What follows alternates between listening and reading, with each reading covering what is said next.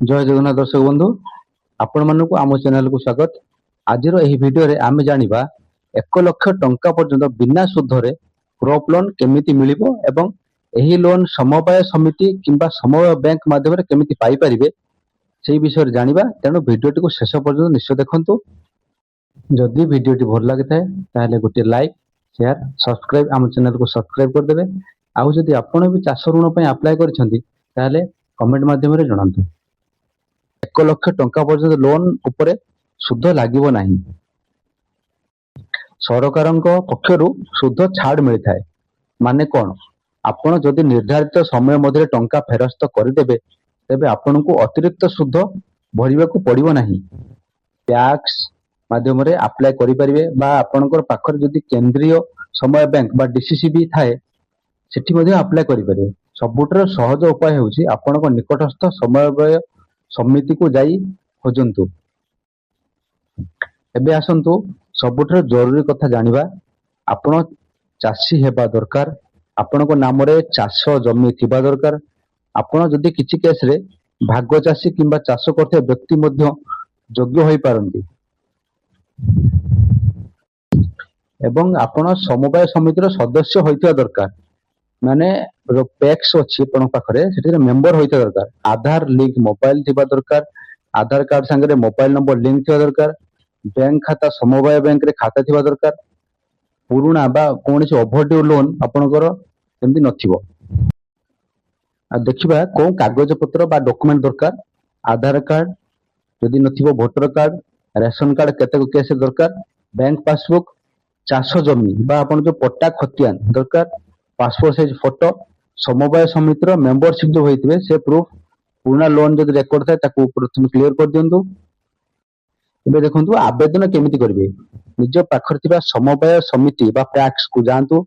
Crop loan रो form नियंतु। दरकारी कागज पत्र नियंतु। वेरिफिकेशन परे लोन अप्रूव होबो। टंका आपनको अकाउंट को जिवो। समय मध्यरे फेरस्त देले सुध छाड़ मिलिबो। बिना सुध लोन माने पूरा मागणा नुहे। अधिकांश केस रे समय टंका जदि आपण ठीक समय फेरस्त करछंती ताले आपनको इंटरेस्ट रिबेट हिसाब रे आपनको मिलि जिवो। एही लोन आपनको मुख्यतः दुईटा सीजन हिसाब रे दिया जाय। गोटे हला खरीफ गोटे हला रबी। खरीफ सीजन जून रो अक्टोबर पर्यंत चलता है जो कि धान मक्का डाली ए समय आपण चाष करि परिबे।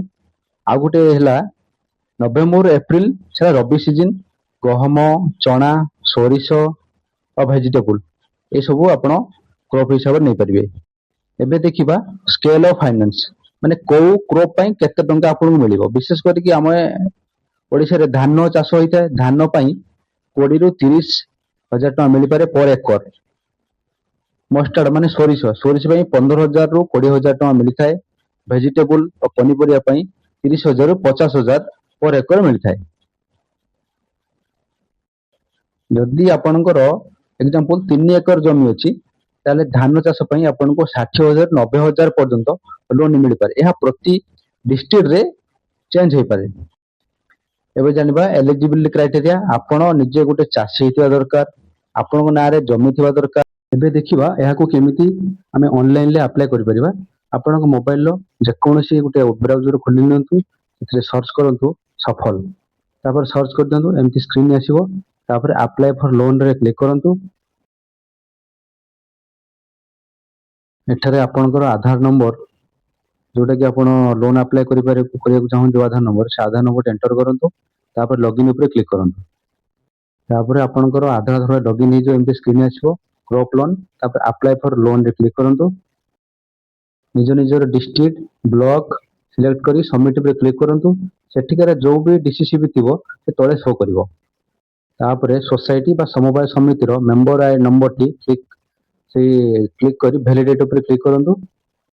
तापरे आपण केते जमी 1 एकर किंबा 2 एकर ऊपर लोन मापे चाहउछन्ते सेटा सिलेक्ट करी सबमिट ऊपर क्लिक कर दियंतु। गोटे सप्ताह भितर आपनको लोन पई नहले जाय कि आपण समवाय समितिर मध्ये होई परिबे। फल रे अप्लाई करिया पूर्वरु आपण कृषक ओडिसा रे रजिस्ट्रेशन करथिया दरकार। जदि करि नाहंती कमेंट रे जणातु।